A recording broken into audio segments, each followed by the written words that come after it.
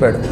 ఒకప్పుడు పార్వతీదేవి పరమేశ్వరుణ్ణి రుద్రాక్షకి ఈ ప్రభావం ఎలా వచ్చింది, అసలు రుద్రాక్ష ఎలా వచ్చింది అని అడిగింది.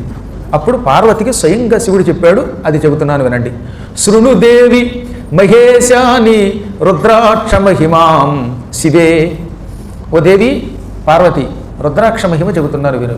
భక్తితో ఇది విన్నవాడు, విన్న తర్వాత ఎంతే భక్తి శ్రద్ధలతో ఇతరులకు చెప్పినవాడు మహాపుణ్యం పొందుతాడు. నేను ఒకప్పుడు 1000 సంవత్సరముల పాటు కఠోర తపస్సు చేశాను. ప్రపంచం మరిచిపోయి నేను అత్యంత కఠోర తపస్సు చేశాను. ఒకరోజు కాదు, 2 రోజులు కాదు, 1000 ఏళ్ళు. 1000 ఏళ్ళు అయిన తర్వాత హఠాత్తుగా కళ్ళు విప్పాను. లోకశ్రేయస్సు కోసం అలా కళ్ళు విప్పగానే నా కళ్ళల్లో నుంచి బిందువులు బయటకు వచ్చాయి. లీలయ పరమేశాని చక్షు ఉన్మీలితం మయా పుటాభ్యాం చారుచక్షుర్భ్యాం పతితాహ జలగంధవ. కావాలనే మహాతపస్సు చేసిన నేను 1000 ఏళ్ల తర్వాత టక్కన కళ్ళు విప్పాను. అలా కళ్ళు విప్పగానే నా కళ్ళల్లోంచి చక్కని నీటి బిందువులు బయటకు వచ్చాయి. అందుకే చారు అన్నాడు. కన్నీళ్లు కూడా నేల మీద పడుతూ ఉండగా భూదేవి చేత్తో పట్టుకుని భూమి మీద తలో చోట చల్లింది. అలా చల్లబడిన ఆ బిందువులు గొప్ప చెట్లుగా మారిపోయాయి. ఆ చెట్ల నుంచి పుట్టినవే రుద్రాక్షలు. రుద్రుని కంటి నీటి బిందువుల నుంచి పుట్టే గనక, కన్నీటి బిందువుల నుంచి పుట్టే గనక రుద్రుని కళ్ళే అని ప్రజలు భావించి రుద్రాక్షలు అని పెట్టారు. తత్రాశ్రు బిందవో జాతాః వృక్షాః రుద్రాక్ష సంజ్ఞకాః. శివుని కన్నీటి బిందువుల నుండి రుద్రాక్షలని పేరు కలిగిన చెట్లు పుట్టాయి. ఈ చెట్లు హిమాలయ పర్వతాలు, సహ్య పర్వతాలు, వింధ్య పర్వతాలు వంటి దివ్య పర్వతాల దగ్గరికి వెళ్ళాయి. ఆ పర్వత ప్రాంతాల్లో రంగురంగుల రూపంలో పుట్టాయి. మళ్ళీ వీటిలో కూడా కొన్ని తెల్లగా ఉంటాయట, కొన్ని ఏమో ఎర్ర రంగులో ఉంటాయి, కొన్ని బూడిద రంగులో ఉంటాయి. ఇలా రకరకాలైన రంగుల్లో పుట్టాయి.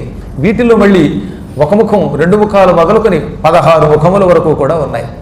ఈ రుద్రాక్షల్లో తెల్లని రుద్రాక్ష ఉన్నదే ఇది జ్ఞానం ఇస్తుంది. పెద్ద ఉసిరికాయంత ప్రమాణం కలిగిన రుద్రాక్ష ఉత్తమం, రేగిపండు ఉన్నది మధ్యమం, శనగ గింజంత ఉన్నది అధమం. అంటే ఫలితం ఇస్తుంది, కొంచెం తక్కువ ఫలితం ఇస్తుంది. కాబట్టి పెద్ద ఉసిరికాయంత అయినా కనీసం ఉండాలంట. ధాత్రీ ఫల ప్రమాణం. ఇంకా పసుపు రంగు రుద్రాక్షలు ఉంటాయి, కొంచెం పసుపు రంగులో ఉంటాయి.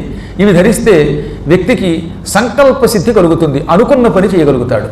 నలుపు రంగులో ఉన్నటువంటి రుద్రాక్ష ధరిస్తే అటువంటి వాడు తమో గుణం నుంచి బయటపడతాడు, వాడికి అజ్ఞానం రమ్మంటే రాదు. ఎరుపు రంగులో ఉన్న రుద్రాక్షలు ఉన్నాయే నరకం నుంచి తక్షణం విముక్తి కలిగిస్తాయి. అసలు రుద్రాక్ష ఏదైనా గొప్పదే, ఇవి ఇంకొంచెం ప్రత్యేక ఫలితాలు ఇస్తాయి అన్నమాట. ఈ రుద్రాక్షలు ధరించేటప్పుడు నమశివాయ అనే పంచాక్షరీ మంత్రంతో కానీ లేదా గురువుల ద్వారా కానీ మెడలో వేయించుకుంటే మంచిదట. సాధ్యమైనంతవరకు గురువులు దొరికితే గురువుల ద్వారా మెడలో వేయించుకున్న రుద్రాక్ష ఆ రోజు నుంచి మన శరీరంలో ఒక అవయవం అవుతుంది. నందీశ్వరుడి యొక్క పదవి వంటి పదవి పొందుతాడు. ఈ రుద్రాక్షలు ధరించినటువంటి వాడు ఈశ్వర భక్తులందరి యొక్క నమస్కారాలు అందుకుంటాడు, మహాపాపాల నుంచి విముక్తి పొందుతాడు. ఆయా వ్యక్తుల యొక్క సంస్కారాలను బట్టి మంత్రాలతో కాటి మంత్రములు లేకుండా కానీ ధరించవచ్చు. మొత్తం వాడికి పడకూడదామని ఏ చేతబడో చేశారనుకుందాం, అభిచారం చేశారనుకుందాం. ఆ అభిచారం మెడలో రుద్రాక్ష ఉంటే వాడి జోలికి రాదు. ఏ పిశాచాలైనా, శాకినులైనా, ఢాకినులైనా, ప్రయోగాలైనా రుద్రాక్ష మెడలో ఉన్నవాడిని చూడటంతో హడిని భస్మై పారిపోతాయి. సరిగదా, ప్రయోగించిన వాడిని తప్పుతాయి. అందుకనే రుద్రాక్ష ధారణ చేసిన వాడికి ఏ పిశాచ భయం లేదు, ఏ ప్రకృతి భయం లేదు. ఇటువంటి ఈ దుష్టశక్తులు ఏం చేయలేవు.